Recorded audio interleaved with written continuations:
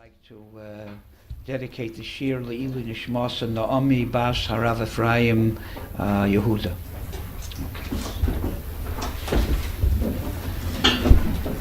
In order to understand what the message of Purim is and how the mitzvahs of Purim convey that message, you have to start with Amalek, because Purim was only another manifestation of an attack of Amalek that goes on through history.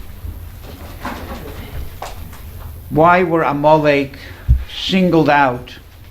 It's come out the only enemy we have. They have a mitzvah to constantly remember them and hate them and destroy them and annihilate their remembrance. It doesn't seem like they did anything so too bad to us more than other enemies that we had. In fact, a lot less.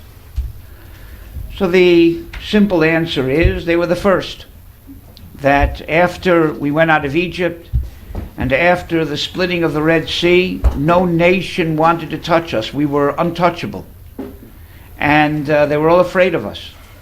And Amalek came along, and like Rashi says, they jumped into the boiling hot bath, and even though they got burned, they cooled us off in the eyes of the other nations. And because they opened the floodgates of anti-Semitism against us for all generations, that's why they are the worst. There's only still one question. Why? Why weren't they like everybody else? Why did they jump into the hot bath when everyone else was afraid to jump in? Why weren't they afraid of us? I think the answer could be the following. I don't have a solid source for what I'm going to tell you, even though I have a tzaddik that says something that seems to imply what I'm going to tell you. But what I'm going to tell you answers so many questions and explains so many things that my heart tells me it's true. And that is the following. Up until Amalek's entrance into history, there were two ideologies in the world. The majority of the world were idol worshippers who believed in various powers, intelligent powers that ran the world, other gods, other powers. And there was those who believed in one God. Mostly the family of Avram Avinu and his converts believed in one God. Amalek introduced a third ideology into the world, and that was the ideology of atheism, belief in nothing. Where is a source for that? A medrash. The medrash in the beginning of Parshas Yisro says that one of the things that Yisro heard that brought him to join the Jewish people was he heard the war of Amalek. So the medrash comments on that the following, a pasuk in Mishlei. Takya letz upesi yarim. Hit the letz and the pesi will wake up. Says the Gemara, the letz, that refers to Amalek. When Amalek got hit, the pesi, Yisro, woke up. Says Reb Tzadok on that medrash, a pesi is someone who believes in everything, and a letz is someone who believes in nothing. That's the difference. Yisro believed in every idol worship there was in the world. He was a pesi, he was a fool. But Amalek were letz. They were leitzim, they believed in nothing. Which seems to imply that they were not Ovdei Avodah Zarah, they believed in nothing. An Oved Avodah Zarah believes in everything, and a letz believes in nothing, total atheism. If that's the case, then it answers our question. If you were an idol worshiper who believed that there are intelligent forces that run this world, the sea god, the wind god, and you saw the splitting of the Red Sea, then you would assume that there's some power, may not be God, but there's some power that likes the Jewish people, is able to do wondrous things and punishes their enemies, and you would be very much afraid to start up with them. But if you were an atheist who believed in nothing, there's no intelligent forces that run the world, then what's to be afraid of? An accident happened, that's what caused the splitting of the Red Sea, total accident. And the lightning doesn't strike twice in the same place. Statistically, an accident happened once, probably it's not going to happen the second time. So what's there to be afraid of? So what do you tell me? I understand that atheists may not believe in the splitting of the Red Sea. But if you were an atheist and saw the splitting of the Red Sea, how could you remain an atheist? Not a question. I once had a woman come to me. She wanted to convert, to be Jewish. So the first question I usually ask someone who comes to convert is, what religion are you now, and why aren't you happy with your religion? So she told me she's Catholic, and she just can't accept some of the things that Catholicism foists on them to believe. So I thought she's talking about the fact that a man could be God, or immaculate conception. So I said to her, could you give me an example of something the Catholic religion forces you to believe and you just can't accept it? She said, yes, the splitting of the Red Sea. I said, I hate to tell you this, but we're the ones who went through the Red Sea. She said, you guys believe in that too? I said, yeah, and not only that, but the Muslims also believe in it, so don't try to become a Muslim. That was the end of her conversion. So I understand that atheists may not believe that there was a splitting of the Red Sea. But if an atheist saw the splitting, how could he remain an atheist? The answer is very simple. It's possible. I'll prove it to you. There was a Russian scientist, happened to be a Jew. His name was Immanuel Velikovsky. And he was a well-respected astronomer, geologist, Egyptologist, very smart man. And he was accepted in the scientific community up until he came up with the theory I'm going to tell you, and then he was ostracized by the entire scientific community. So he put his reputation on the line for this theory that he really believed in. He claimed to have proven scientifically from many different ways that everything the Torah says happened in Egypt, the 10 plagues, the splitting of the Red Sea, even the standing of the sun still for Yoshua happened. He claimed to have found a papyrus in hieroglyphics that reported the 10 plagues from the Egyptian standpoint. There's blood everywhere, nothing to drink, and so on and so on. Since no one has found an English hieroglyphics dictionary, so there are many different opinions of how to interpret hieroglyphics. So other scientists said, or Egyptologists said, he's way off base. That is not a papyrus about the 10 plagues. That's somebody's laundry list. So that was disputed. But he believed that he found a papyrus that proved the 10 plagues happened. Then he, as a geologist, experimented with the bed of the Red Sea, and said that it had been exposed to the air at some time in its history. That means that it split. And then, according to astronomical calculations, he proved that the earth had stopped rotating on its axis at some point around the time of Yoshua, which would mean that the sun stood still for Yoshua. And he found a Chinese legend of that time that there was an extra long night in China around the same time there was an extra long day here. Okay. Now you would expect this man to be a tremendous believer in God, because he not only believed these things happened, he said he proved them scientifically, and he put his reputation on the line for it. He was an atheist. How does he remain an atheist and believe all these things happen? Very simply. He had a theory. That was his theory. That was his book, Worlds in Collision. That the planet Venus was not in its fixed orbit at that time, and it came a few times on a collision course with the Earth, and passed by very close to the Earth, where the gravitational pull of Venus caused all these miracles. He shows how every one of the 10 plagues could have been caused by the gravitational pull of Venus. And then, after the 10 plagues, Venus came so close to the Earth that it pulled the Red Sea out of its bed, and that was Kriyas Yamsuf. And 40 years later, it came so close again that it stopped the Earth rotating on its axis, and the sun stood still. Okay, that's absurd. Not because it couldn't have happened that way. Somebody who believes that God took the planet Venus and brought it close to Earth and caused all these miracles is not Napikoros. The Ralbag does that. It explains how many of the miracles in the Torah, God used natural means to make these miracles. But that's not the miracle. The miracle is the timing. To believe that a senseless rock called Venus, right, all of a sudden by accident came close to the Earth when the Jews needed 10 plagues. A week later, not before, not after, just when the Jews are standing by the Red Sea, there's Venus again, pulls the sea out, and just when the Egyptians decide to go in, Venus decides to exit stage left, and they're drowned.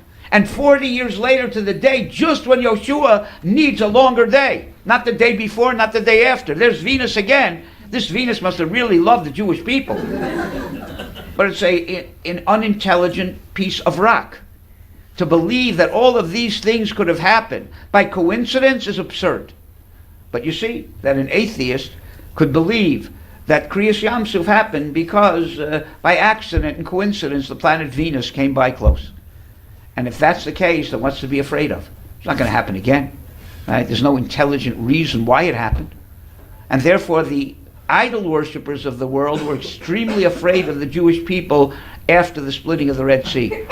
But the atheists of the world, represented by Amalek, were not afraid at all. And that's why there are certain key words that are used constantly in the Torah, in the Navi, in regards to Amalek. Asher korcha, nikra. Amalek believes in total happenstance, coincidence, chance. They chanced upon you. Nothing in this world is planned. There's no plan. There's no intelligent creator and provider for the world. And therefore there's another word that's used by Amalek, derech. Asher korcha baderech. We have a derech. We have a path. If there's a creator with intelligence, then there's a plan for the world. If there's a plan, there's a path. There's something up ahead. But if everything in the world is only accidental, the world evolved accidentally and evolves accidentally every second, then there's only the present and the past. There can't be any future because it's only an accident. Whether there'll be another accident in the next second is totally coincidental. Can't be a plan, there can't be a derech, there can't be a path. Another word that's used in conjunction with Amalek is mochar, tomorrow. Tzei hilachim b'Amalek mochar, tomorrow fight with him. Esther says, tomorrow I'll do, when she's fighting against Haman. Tomorrow, because they have no tomorrow. They only have a today and a yesterday. But a tomorrow only exists if there's a plan for this world, if there's a God who created the world. Could be that, for that reason, God's name, Yud-Kei Vav-Kei, means also that God created the world and brought everything into existence, the Mahave of the world, but it also represents Hoya Hove Yiyeh, past, present, and future. Because it's only if there's a God who brought this world into existence can there be a past, present, and future. If not, that doesn't exist. There is no future. There's only the present, and an accident's going to happen the next second. Is no reason to assume that's going to happen. In any case, that's why Amalek is called Reishis Goyim Amalek. Not only because they were the first ones to attack us, but I always like to compare it to a tug of war. A tug of war, you have one team on one end of the rope, and another team on the other end of the rope, and you have something in the middle that each team is trying to pull to their side. Amalek is on one end of the rope, they believe in nothing. We're on the other end of the rope, the antithesis. We believe in one God. Everybody else is in the middle. They believe in many gods and many powers. We're trying to pull them from idolatry into a belief in God, and the Amalek is trying to pull them from idolatry into atheism. And this is the struggle between us, Milchama Lashem be'Amalek midor dor. This is the struggle between us and Amalek for all generations. Are we going to bring the world from idolatry into belief in God, or are they going to bring the world from idolatry into atheism? Amalek has a tremendous effect on us. That's why Amalek in Gematria, the numerical value of Amalek is Safek, doubt. Because as long as they are strong in their atheism, in their denial of any intelligent power in this world, it has to weaken our belief. If you wouldn't be aware that there are very intelligent people in this world that believe in godless evolution, the world just evolved, and they have a whole theory and a whole explanation of how that happened. Sounds very scientific. If you wouldn't be aware that that existed, and the only thing you would be aware of is Bereshis Bara Elokim, I guarantee your emunah in the fact that God created the world be a lot stronger. But the fact that we're all aware of the fact that there are other ideologies and there are other explanations of how the world got here, even though we may not believe them, but it has to put doubts in your mind. You know, these are intelligent people. They say that it's scientific. puts a doubt, it weakens our emunah. The stronger we are in our belief, the weaker Amalek is. The stronger they are, the weaker we are. And whenever there is a doubt in our minds that God is the one who is controlling the world, then we are vulnerable to an attack by Amalek. When did Amalek come against us the first time? When after we left Egypt and after the splitting of the Red Sea, there was no water in the desert. And the Jewish people came to Moshe Rabbeinu, they wanted water. And they said, Hayesh Hashem b'kirbeinu imayin, is God amongst us or not? Is he going to give us a drink of water or not? And the Mefarshim, the commentaries explain, what was their doubt? They saw a pillar of fire at night and a cloud in the daytime. They saw the splitting of the Red Sea, 10 plagues. What was their doubt if God was with them or not? Their doubt was the following. Maybe God only gets involved with the spectaculars. When you need a sea split, God's there. When you need to make 10 plagues, then God is there. But giving drinks of water, that's nature. God doesn't get involved in the natural, everyday things of the world. So is God there to give us drinks of water, or only there to split seas? When we are not sure that God is involved even in nature, then we are vulnerable to an attack of Amalek who doesn't believe God is involved even in miracles. That's when we are vulnerable to Amalek. And therefore, the rabbis say, as long as Amalek is in the world, Ein Hashem Shalem, the Ein Hakisei Shalem, based on a verse in the end of Parshas Bishalach, Ki Yod al Keish Ka, Milcham al Hashem ba'Amalek midor dor. Rashi learns the pasuk in the following way. God lifted up his hand on his throne, and he took an oath that he would wage a struggle with Amalek from generation to generation. This struggle that we mentioned, this tug of war. The name of God is reduced to 2 letters. Instead of Yud Kei Vav Kei, it's only Yud and Hey. And the word for throne, Kisei, the Aleph is missing. It's contracted to case. What does it mean? There are many very deep ideas. You can ask Rabbi Tatz, he will tell you what they are. But I'm going to tell you something simple, what I think, what I can understand. And that's the following. Kisei Hashem, the throne of the Rabbanu Shalom, is a euphemism. This is not but this is everybody says.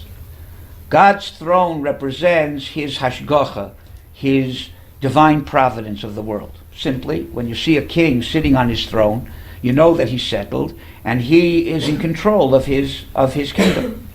So the throne of God represents God's divine providence, his hashgacha in this world. What happens if you see an empty throne? There's no king. There's just a throne. Then you begin to think that maybe the king's been deposed. Maybe he's dead. Maybe he never was there. And things are just running by anarchy. As long as Amalek is in the world, it's hard to see God sitting on the throne. The Aleph, which represents God, is off the throne. What are you left with? Case. Case means hidden, obscure. The world is very, very obscure. You don't see God's presence. You attribute things to political, economic, social causes and effect, and you don't see God's hand in history.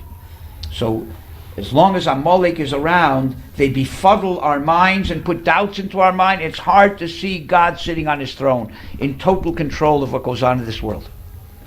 God's name, Yud Kei Vav Kei, like we said, means Haya Hove Yiyeh. God was, is, and always will be.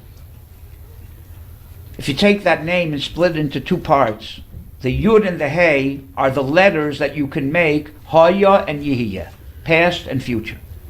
The Vav Hey are the letters you can make Hove, present. You just have to repeat the letters, but those are the only letters that you have to use. A Hey and a Vav to make Hove, and a Yud and a Hey to make Yihiyeh and Haya. As long as Amalek is in the world, you can still see God in the past and the future. Look in the Torah, and you'll see him in the past. Look in the Navi, you'll see him in the future. You know where it's hard to see God? In the present. So the Yud Hey is there, but the Vav Hey of God's name is missing. That's as long as Amalek is in the world. Says the Vilna Gaon. That is only when there's no Beis HaMikdash. When Amalek is in the world, and there is no Beis HaMikdash, the influence of Amalek is so strong that it reduces God's name to Yud and Hey. We don't see God clearly in the present, and it takes the Aleph off the kisei, we don't see God's control over the world. But when there was a Beis HaMikdash, there were 10 miracles that happened daily in the Beis HaMikdash. And there was a feeling of God's presence. The influence of the Beis HaMikdash canceled out and negated the influence of, counterbalanced the influence of Amalek, and those letters came back into the world. The Aleph came back to the Kisei, and the Vav Hey came back to God's name. And that is hinted to in the following verse. Ki bochar Hashem b'Tzion, HaKadosh Baruch Hu chose Tzion, He chose the Beis HaMikdash, Iva l'moshav lo. He desired it to be the place where He would dwell. The word Iva is spelled Aleph, Vav, Hey. So the Aleph from God's throne and the Vav, Hey from God's name are replenished to the world when there's a Beis HaMikdash, even though there's Amalek. Okay. Now let's analyze Amalek a little bit. What is worse, idol worship or kfira or atheism? So there's a Marsha in Sanhedrin that says clearly atheism is worse than idolatry. And for various reasons. One reason is that idolatry could be used as a stepping stone to belief in God. Somebody who believes that there are intelligent powers that run the world can come from that belief to a belief in one God. Avraham Avinu did that. Yisro did that. In fact, when Yisro said, Ata Yodati, Ki Godol Hashem Mikol Elohim, I don't think it's supposed to be translated, now I know that God is greater than all the other powers. Because that's a little not exactly nice to say. But I think it means something else. Ati Yodati Ki Godol Hashem, I know now that God is great. Mikol ho Elohim, from all my study of all the other powers, I've come to the conclusion that there must be one power that everything emanates from. Mikol is not greater than, but from them I learned this. But you can never come to belief in God from atheism. You can renounce your atheism to become a believer. But the atheism is not a stepping stone to belief. It's the antithesis of belief. Secondly, an idol worshiper has to accept the fact that there is some kind of morality in this world. He may make immorality morality. But in theory, there is right, wrong, good, bad, because there's intelligence in what guides the world. So that intelligence, what it wants is good. What it wants is right. What it doesn't want is bad. You may think that the intelligence says to sacrifice your children to your God, and that's good. And not sacrificing your children is bad. But there is good and bad. You may distort it totally. But there is a concept of good and bad, morality, immorality, right and wrong. Atheism, there can't be any morality. There can't be any right or wrong because everything's an accident. There can't be any purpose to an accident. And if there's no purpose, there can't be right, wrong, good, or bad. There can't be anything wrong with stepping on an ant if the ant is a product of a total accident. It just evolved accidentally. What could be wrong with stepping on it? And therefore there can't be anything wrong with stepping on your aunt from Chicago either, because she's a bigger accident. More accidents went into her than that little ant. There can't be anything wrong with murder. What are you killing? An accident? There can't be anything wrong with anything. So how could there be a moral system in an atheistic society? It's situational ethics, meaning relative ethics. Don't step on my toes because I'll step on your toes and we won't be able to coexist. So in order that there should be a way that people should be able to coexist, we have to create laws. But there's no intrinsic value to those laws. And if I can step on your toes and you can't step on my toes, then it's fine. Then we can coexist and I'll step on your toes and you can't get stepped on mine back. So an atheist cannot feel there's any intrinsic morality to this world. Another very big difference, therefore, between an atheist and an idol worshiper is how they look at the Jewish people. We are very special people, 100% true, but not for the reason most people think. We are not the richest people in the world, right? I think Buffett has not yet converted, so we're not the richest people anywhere. Saudi Arabians are a lot richer than any Jew. So we're not the richest people in the world. We're not the smartest people in the world. Aristotle, the Rambam says, reached the highest level of intellect, and he wasn't Jewish. So we're not the smartest people in the world. We are surely not the most numerous people in the world. The Chinese have us beat by millions of times. So what makes us special? We are special. Torah tells us what makes us special. Two things. Mi goy gadol, asher lo Elohim krovim elov kashem Elokeinu bechol koreinu elov. We have a God who is close to us and answers us and comes through for us always, from the time of our inception till now. Yet many Jews have perished. They perished in Mitzrayim too. 4/5 of the Jewish people didn't make it out of Egypt. Yet we sit with the Pesach Seder and celebrate Yetzias Mitzrayim. As a nation, we survived Golus Mitzrayim. As a nation, we survived Babylon and Persia and Media and Rome, and will survive till Bias HaMashiach and beyond. And I think Mark Twain said that's one of the biggest miracles of history, that the Jewish people are still here. And if you're an idolater, you have to consider that. You may not like it, you may resent it, but it's possible to have a closeness to a God, it may not be God, but a power that likes you and gives you the ability to survive. The concept of prayer exists by an idolater. So that greatness of the Jewish people has to be at least considered by an idolater. But if you're an atheist, then how can you come close to a God if there is none? The whole concept is not there. So there's nothing special about the Jewish people. They survived. It's coincidence. It's total accident. And the second greatness of the Jewish people. Umi goy gadol asher lo chukim umishpatim tzadikim kechol haTorah hazos asher anochi nosein lefneichem hayom. We have a Torah that guides every aspect of our life. Morning to night, every week, every day, everything we do is significant. That shows how important we are.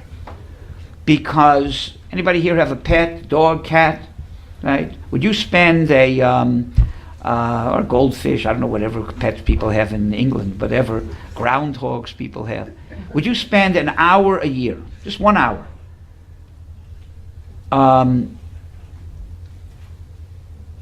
studying how your pet acted in the past year? If it barked okay, it meowed okay, take care of its coat, and if it was clean, if it ate properly. If you would, I'm sure there are professional people that could help you. Now, with all due respect, the distance between you and your pet is infinitesimally smaller than the distance between God and us. And yet God spends 2 days a year, minimum, doing exactly that. What did he eat? What did he think? What did he say? How did he dress? Why in the world does God care what I did more than you care what your dog did? Well, the answer is because in God's plan, we are extremely important, universally and eternally important in everything we do. What we eat, what we say, what we think, how we dress is important in the universal, eternal scheme of things. That makes us pretty important. Because if we wouldn't be important, then what we do? Why is it significant? Who cares? There couldn't be a Torah. The Torah makes us important because it makes everything we do significant. There's a right and a wrong. If you're an idol worshiper, you have to accept the premise. You may feel that importance went on and transferred to somebody else, or you may resent it, you may be jealous of it, you may hate us because of it. But even the non-Jewish world, the Muslims and the Christians, accept the Bible as the book of books. So it's something there. But atheists, there can't be a Torah. There can't be any significance to anything in this world. It's all accidental. So the whole premise doesn't exist. So if you're an atheist, you consider the Jewish people nothing. We are absolutely nothing. What makes us important doesn't exist. If you're an idol worshiper, you have to accept the premise that there's something special about the Jewish people, except you may hate us for it. You may be jealous of it. You may deny it, whatever, but the premise is there. And I think that is a Gemara in Megillah. The Gemara says when Haman came to Achashverosh and he offered him 10,000 talents of silver for the right to destroy the Jewish people, so Achashverosh said, "Akesef nosun lach, keep your money, v'ha'am nasos bo tekato, and do whatever you want to the Jewish people. Keep your money. I don't need your money." So the Gemara says, "L'ma dover dome." What can be compared to? There was a person who had a big mound of earth on his field, and another person had a big hole in his field. The person with the mound was looking for somebody to take this mound of earth off his field. He couldn't find anybody to do it. The person with the hole in the ground was looking for landfill to fill up his hole. One day, the person with the hole in the ground passes by the field of the guy with this big mound of earth, knocks on his door, and he says, "Could you sell me that mound of earth? I could use it to fill up the hole I have in my field." The guy with the mound of earth says, "I'm looking for somebody to take this for free. Just take it. Take it off my hands."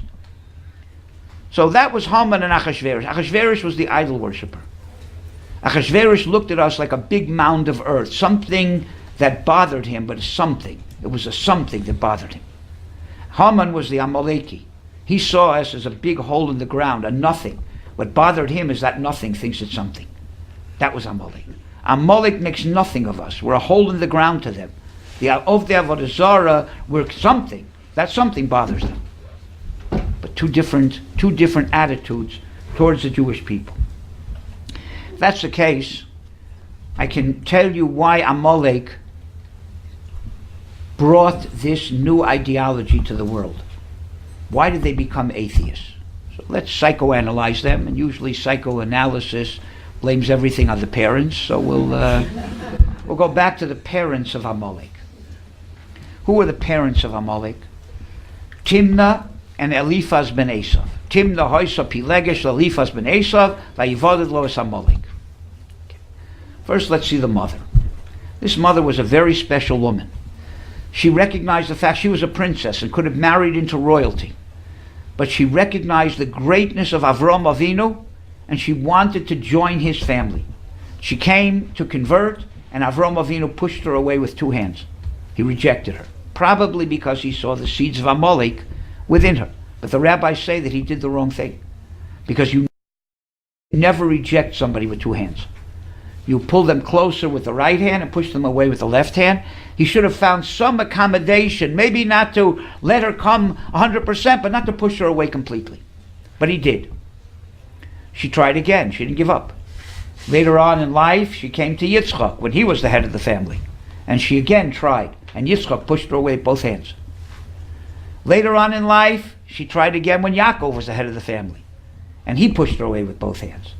She said, "I'm not going to get into this family through the front door. I'd rather be a concubine in the backside, the black side of this family, the back door, than be a princess somewhere else." And she married as a concubine Eliphaz ben Esav, and they had Amalek. That was the mother of Amalek. Who was the father? Eliphaz ben Esav. Esav lived by the creed, Al Charbe Chatichya, he lives by the sword. Might makes right. Eliphaz was more refined. He didn't believe that brute strength was what makes things in this world. He believed that money made things in this world. How do I know? Because when his father told him to kill Yaakov, instead of killing him, he took away his money. And that was his name, Eliphaz. My power is gold. My power is money. Money, that's what I believe in, money. Now, if you're an atheist, what do you believe runs the world? You don't believe there's any God or any gods or any intelligent forces. So what does run the world? Survival of the fittest. Might makes right. If you're not so refined, you believe in physical might. If you're a little more refined, you believe in political and monetary might. That was Eliphaz. If your father believed that what ran this world was money, and your mother was rejected by the Jewish people, what is the knee-jerk reaction to rejection? Sour grapes. Sour grapes means if they rejected me, then they're nobody. Because if they're somebody, then somebody rejected me. But if they're nobody, right, somebody goes out with somebody, right, a possible shidduch, and they're interested, and the person says no. So what do they immediately say? Who wanted them anyway? Who were they? I never really was interested in that person. They're nobody. Because nobody then rejected me. But if they're really somebody, then somebody rejected me. So if your mother was rejected by the Jewish people, you would want to create a philosophy that made nothing of the Jewish people. If your father believed that it's money that runs the world, you would want a philosophy that says that there's nothing that runs this world except brute power, survival of the fittest. That's perfect to accommodate atheism. So Amalek became atheist because to champion the honor of their mother, who was rejected by the Jewish people, creating a philosophy that made nothing of the Jewish people, and championing the philosophy of the father that might, monetary might, runs the world. In any case, the time of Purim, we again became vulnerable to an attack of Amalek and the guise of Haman. Why? So the rabbis tell us that we did committed two sins. And the truth is, they all were representation of the same source of the sin. The first one was Nebuchadnezzar decreed that everyone has to bow down to his idol that he made. And the Jewish people bowed down, except for Hananiah, Mishael, Azariah, who were thrown into a fiery furnace and survived. The rest of the Jewish people succumbed and they bowed down to this idol. That was the first sin. The second sin was Nehenu Misudas Achashverosh. They enjoyed the party of Achashverosh. Let's analyze what happened. The Navi says, both Yechezkel, Yirmiyahu, that once we were sent into exile in Babylon, the Jewish people made a mistake and they felt that God divorced them and he totally abandoned them. And they no longer had that covenant with him, and therefore they weren't required to keep the Torah, and God basically gave them up, abandoned them completely. And therefore, when Nebuchadnezzar said, bow to my idol, they made the following calculation. If we bow to the idol, we'll be bad in God's eyes, but good in Nebuchadnezzar's eyes. If we don't bow to the idol, we'll be good in God's eyes, but we will be bad in Nebuchadnezzar's eyes. Who is more significant? At this point, God has abandoned us, put us in the hands of powerful people like Nebuchadnezzar, and therefore it's better to gain favor with Nebuchadnezzar than with God. So they bowed down to the idol. Once you don't believe that God is involved with you as a Jew, then you have no self-esteem or self-respect, because what am I? What makes us important is our relationship to God and our Torah, that God considers what we do significant. But if God abandoned us and he doesn't care about us anymore and he broke his covenant with us, then we have no importance. We have no self-respect and no self-esteem. And that led to the second sin. It doesn't say they went to the party of Achashverosh, because according to many opinions, they had to go to the party. In fact, according to Midrashim, Mordechai was at the party. He was a waiter. Lasos kirson ish ve'ish. Ish is Mordechai and Haman. They both were waiters at the party. So Mordechai was there. They had to go to the party. Why? Because it was pikuach nefesh. Because you don't say no to Achashverosh if he invites you to his party. You don't say, I'm sorry, I had previous plans. Because Vashti did that, and she lost her head over it. So you had to go to the party. There's no shiloh. The problem was not that they went, but they enjoyed it. Now, what was they enjoy? What was the party celebrating? Not Achashverosh's birthday. It was celebrating the downfall of the Jewish people. Achashverosh made a calculation that the 70 years of the Babylonian exile had finished. He made the calculation wrong. He started from the wrong point, counting the 70 years. But according to his calculations, the 70 years were up and the Jews were not redeemed, so they're not going to be redeemed. So he felt comfortable to take out all the kalim of the Beis Hamikdash, which the Babylonians had taken, and now the Persians had, and he took them out, wore the big day Kohen Gadol, and celebrated the downfall of the Jewish people. Now they had to be at the party, but how in the world do you enjoy a party that's celebrating your downfall? The answer is very simple. If you're a Jew who doesn't believe that God has anything to do with you, and you have no importance, self-esteem, so what gives you importance? Rubbing shoulders with important people. We were invited to Achashverosh's party, so it's celebrating our downfall, so what? But we get to rub shoulders with royalty. They enjoyed that. That was the problem.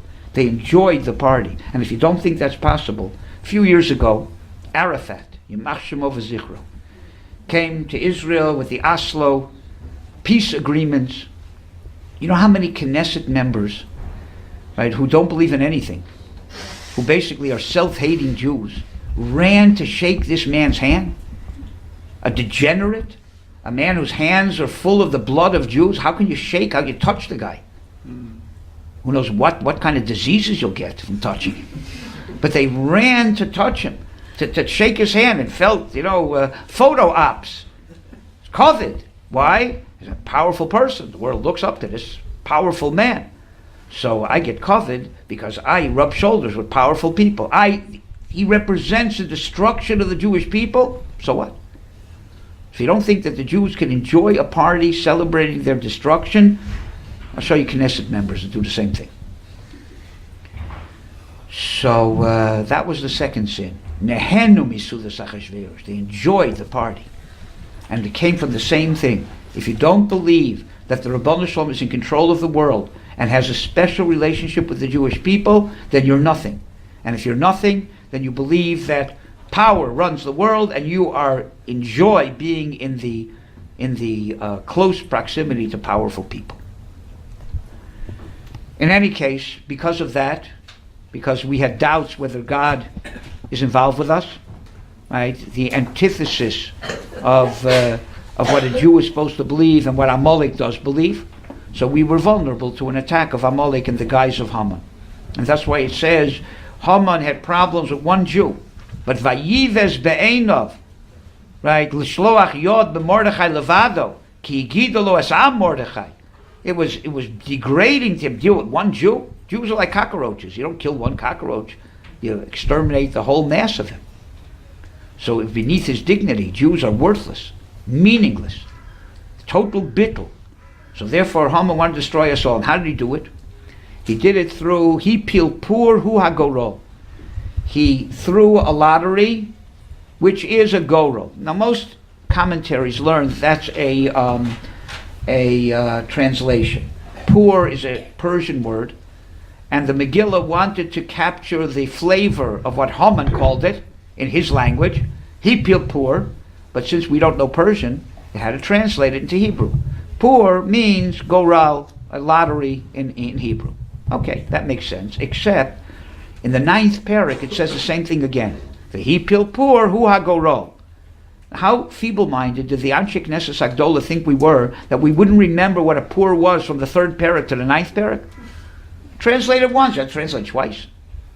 Make it even more difficult, the Radak says that pur is a Hebrew word. It comes to the word lehisporer, crumbs, little things that you throw, dice or whatever, when you throw a lottery. So if it's a Hebrew word, why the necessity to translate it into another Hebrew word? What will you tell me? Well, the pur is archaic, and the goral was the more readily recognized word. Fine. So tell me, he peeled goral. Why use the word pur altogether? Right? It's not a thesaurus, it's the Megillah Esther, right? Don't tell me how many different words there are for lottery. Therefore, I think it's not a translation, but it is a slogan. He peeled pur. Haman threw a lot, and he said, Hu HaGorol, that is your destiny. That, your destiny, does not depend on any intelligent God that is directing you. Your destiny depends on the throw of a dice. Everything in this world is totally accidental, happenstance, coincidence, and therefore, who runs the world? Powerful people like me. I have money, I have power, and therefore I don't have to destroy you tomorrow. I can wait 11 months. Doesn't make a difference what day it is. I'm the one in control. Nothing's going to save you. Nothing can help you. And therefore your destiny depends only on the throw of a lot.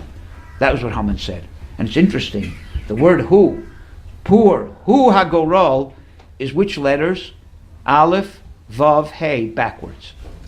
When he said those words, he took those letters, the aleph from God's throne, and the vav, hey, from God's name, and tried to turn them upside down, backwards, and uproot them from the world.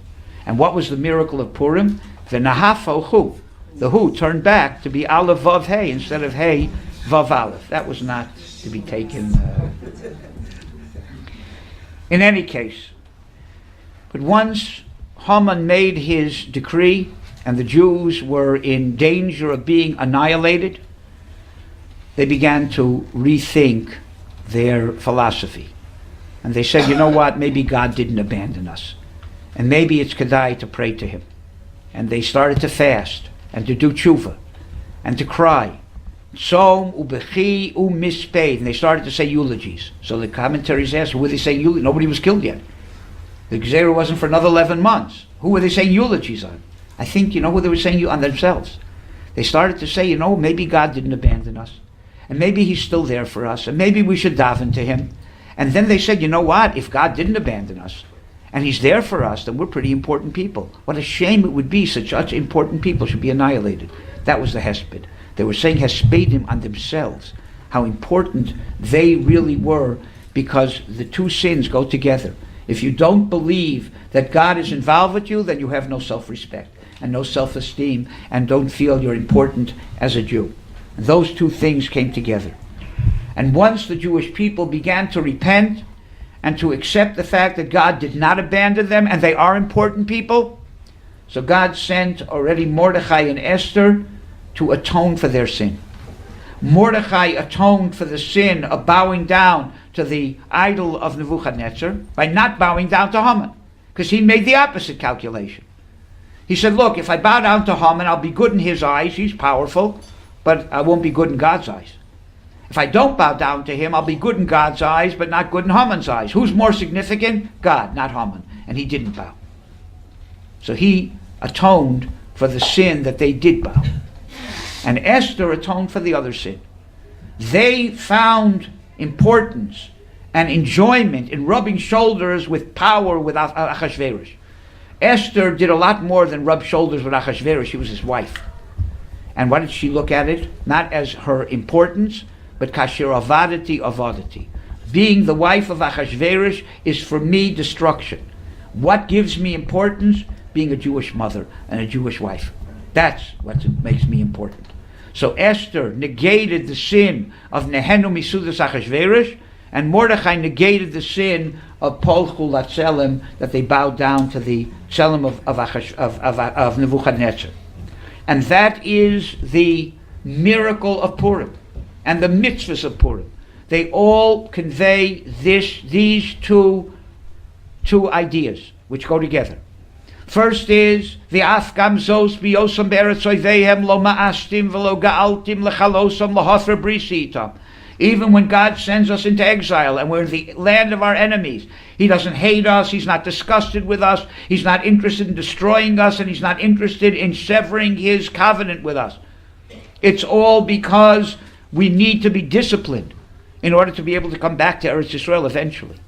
Because if we continue on the path that we were in Eretz Yisrael without any discipline, then we would have committed spiritual suicide like other nations did. So the first lesson of Purim is God never abandons us. He's always there for us, even if He is behind the scenes. And the second lesson follows that. If that's the case, then we're very important people, because we have that tremendous relationship with God and that bris with Him that makes us important and everything we do significant through the Torah. That's the second lesson of Purim. And those are the mitzvahs of Purim.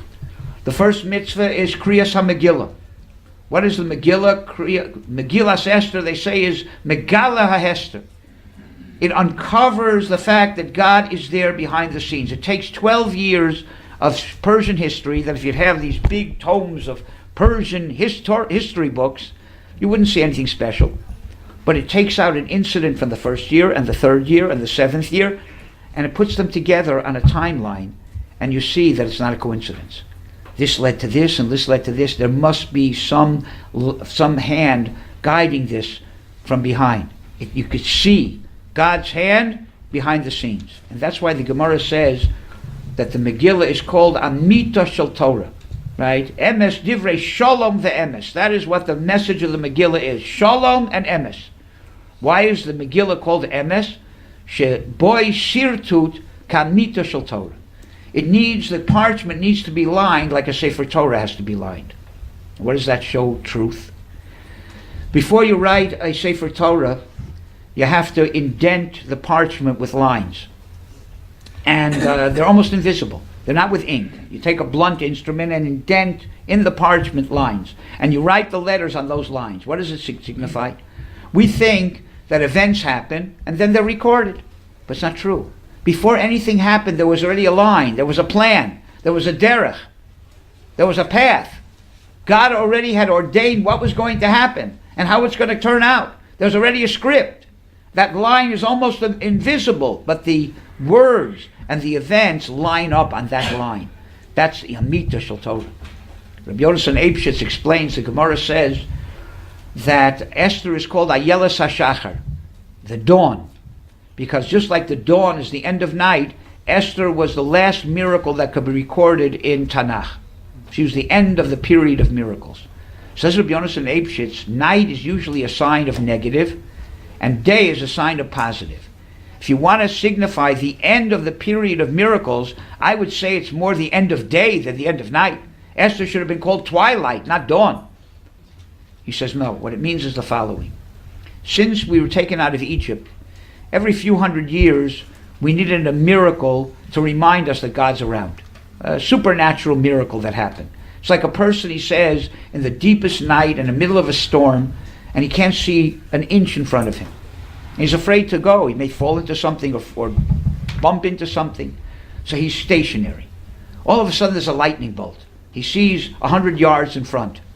He walks another 100 yards, then he stops. Another lightning bolt, another 100 yards. This goes on all night until it gets light. Once it gets light, you don't need the lightning bolts anymore.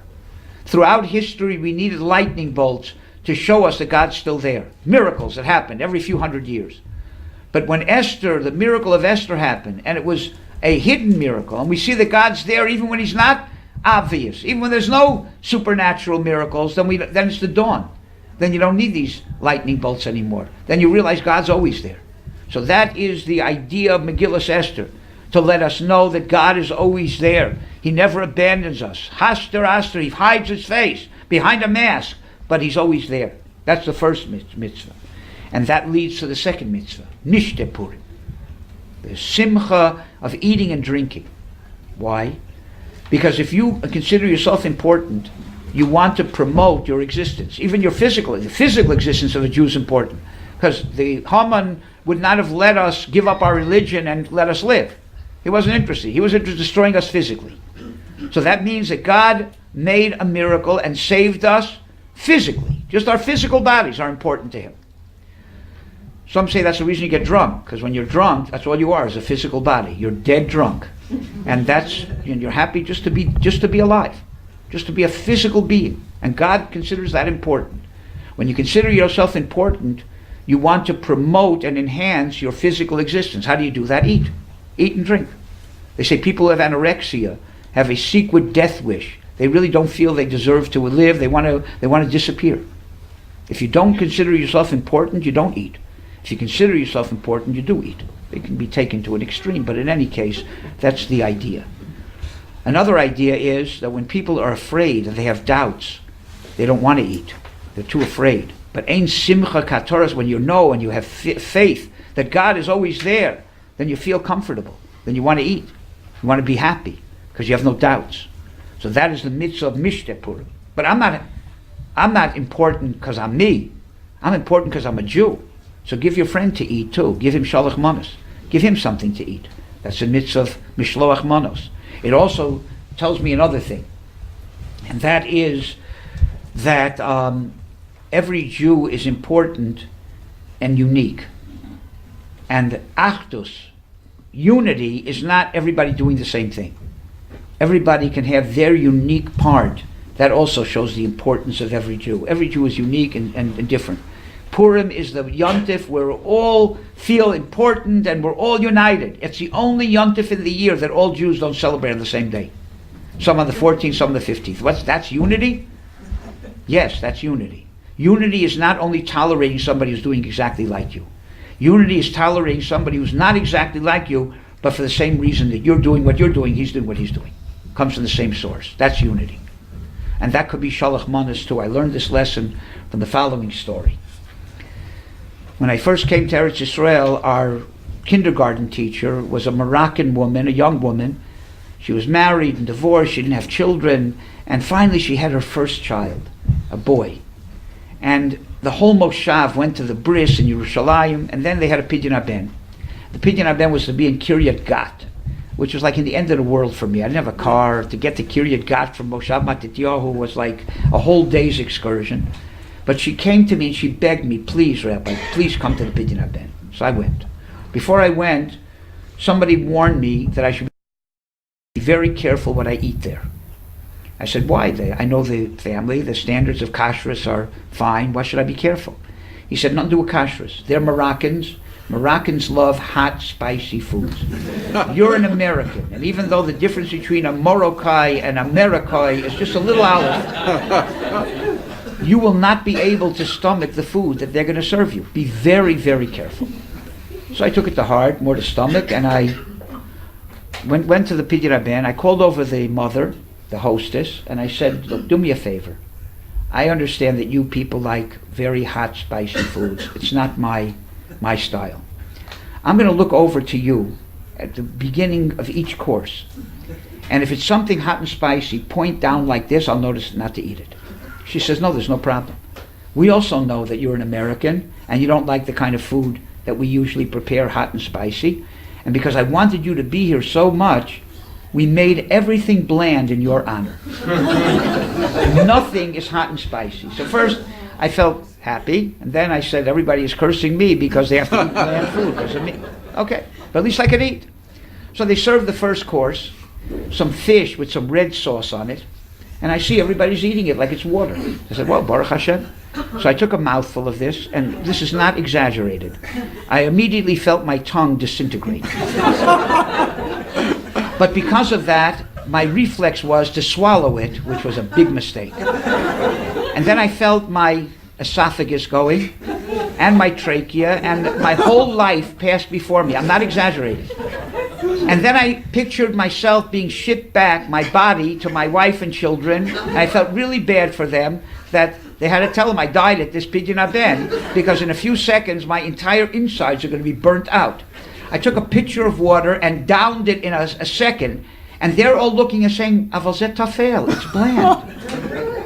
I learned from that two things. Never trust a Moroccan. And secondly, what one people's taste in food is completely different than somebody else. What one person considers bland is not bland to somebody else.